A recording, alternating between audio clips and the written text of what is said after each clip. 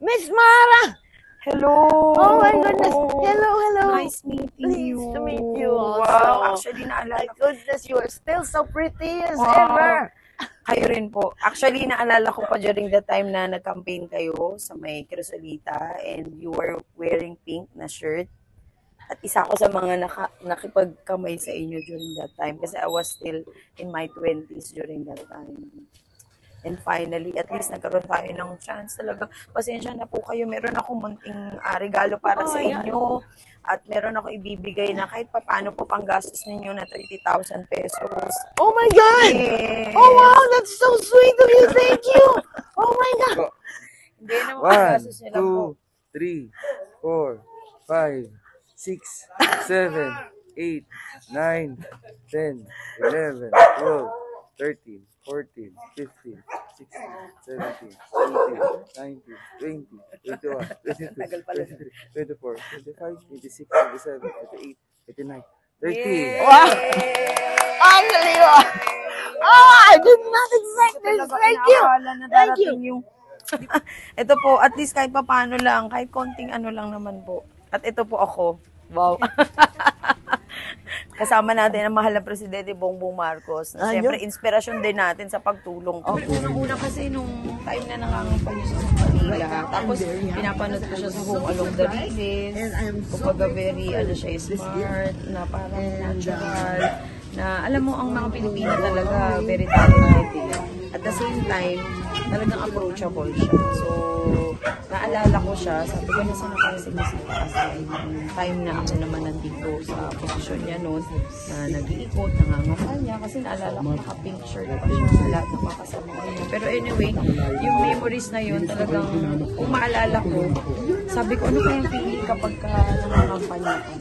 So, nung naranasan ko na po, naiintindihan ko na kailangan pala talaga, hindi lang gusto mong matawag na politician, hindi isang tunay na tao na maglilingkod talaga. Kaya isa siya sa mga naging inspirasyon ko na up to now, yung mga katulad niya, yung talagang kailangan natin balikan. Lalo na yung mga kababayan natin na nagbigay din talaga ng oras, ng pagod, ng panahon, ng effort, lahat na makatulong. Dapat talagang bigyan natin sila ng pagtulong din kung kailangan nila. Na hindi natin makakalimutan na yung sakripisyo para sa bayan na ibinigay nila, kailangan balikan din natin ng pagmamahal. Kaya ako nandito ba? Talagang sinadya nyo may papunta dito sa lugar niya? Oo, actually malapit nga lang yan. Kahit nga mag-aeroplano pa ako, okay lang sa akin eh. For as long as makakatulong tayo, pagbigay tayo ng pag-asa din ng bawat isa. Kasi hindi lang naman siya yung binigyan natin ng pag-asa. Kundi ako rin, na nabigyan ako ng pag-asa na huwag mo limitahan ang sarili mo. Kasi kailangan i-open mo rin yung sarili mo sa lahat ng bagay para naman mabuksan mo din yung kaisipan mo. Yes, talaga namang curious na po ako kung nasaan siya. Kasi syempre, itong Maynila po siya, naglingkod po siya sa amin. So, wala pong dahilan kung talagang gusto mo makita yung isang tao. Kaya naman talagang tinutun ko siya, nalaman ko po na taga dito po siya sa Cavite. Sabi ko malapit lang yan, kung yung ibang lugar nga, nakakalugog ko talaga para lamang makatulong. So what more pa, na siya po nakapagbigay ng paglilingkod sa amin po. Tapos pinapanood ko siya sa Home Along the Riles. Kumbaga very siya, smart, na parang natural, na alam mo ang mga Pilipino talaga very talented eh. At the same time, talagang approachable siya. So, naalala ko siya, sabi ko na sana kayo sinisita as time na ako naman nandito sa posisyon niya noon, na nag-iikot, nangangampanya, kasi naalala ko naka-pink shirt pa siya, lahat ng mga kasama niya. Pero anyway, yung memories na yun, talagang kung maalala ko, sabi ko, ano kayang feeling kapag nangangampanya ka? So, nung naranasan ko na po, naiintindihan ko na kailangan pala talaga, hindi lang gusto mong matawag na politician, kung hindi isang tunay na tao na maglilingkod talaga. Kaya isa siya sa mga naging inspirasyon ko na up to now, yung mga katulad niya, yung talagang kailangan natin balikan.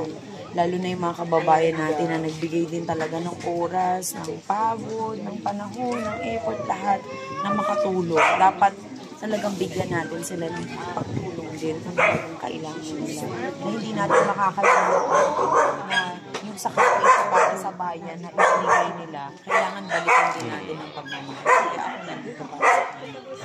Baka may mga senior citizen po dito. Kayo po, senior na po ba kayo? Ako malapit na. Malapit na, isang taon na lang. Isang taon na lang, ayan. Yung mga senior citizen po natin, na marami po bang senior citizen dito sa inyong lugar? Wow! Dahil ang budget na 43 billion ay ibinabana para sa health insurance ng mga senior citizen, kaya karapatan po ng ating mga senior na matanggap ang kanilang benepisyo at malaman nila ang tamang impormasyon na meron pala pong programa para sa kanila. Dahil ito pong programa ay galing po sa national program ng national government na kung saan isa po, syempre, ang mahal na Presidente Bongbong Marcos ang nagsikap din na magkaroon po ito at mapirmahan. Para naman lahat ng senior citizen natin na namomroblema para sa kanilang pagpapacheck up, libreng gamot, libreng x-ray, libreng ultrasound, libreng check-up sa mata, sa tenga, sa puso, dental check-up. Ibig ko sabihin, ito po ay kailangan natin i-spread out talaga. Dahil tayo may mga magulang pa, meron tayong mga kamag-anak na senior citizen na kung saan malaking bagay po na malaman nila ito dahil ang karapatan po ng isang tao ay hindi dapat maalis. At the same time, yung benepisyo na maibibigay po sa inyo, kailangan po matanggap ninyo talaga. Kaya alam ko naman na ang mga barangay hindi naman po tatanggil, lalo na para sa ikakabuti po ng kanilang constituent. Wala naman pong bayad ito dahil kami po ay nagbibigay ng libreng serbisyo, kasama na po ang mga encoders, kasama na po ako sa pagpapaliwanag, ang National Commission of Senior Citizen. At the same time, nandito po maiintindihan ng mga senior kung ano ba ho yung naghihintay sa kanila na maganda para naman makatulong din po para sa kanila. Thank you po. Thank you, Misita Astal. Thank you so much. Sana po kung may time kayo makapasyal sa Maynila, welcome na welcome po kayo. Lalo na sa akin, kung ano man po yung maitutulong ko sa panahon, hindi lang ngayon, pero sa mga susunod po. Talagang open po ako para sa inyo. Thank you, Miss Mara. And thank you for choosing to visit me here. Ang layo-layo pa ng dinayo mo, you know, and I really appreciate it. Okay, thank you.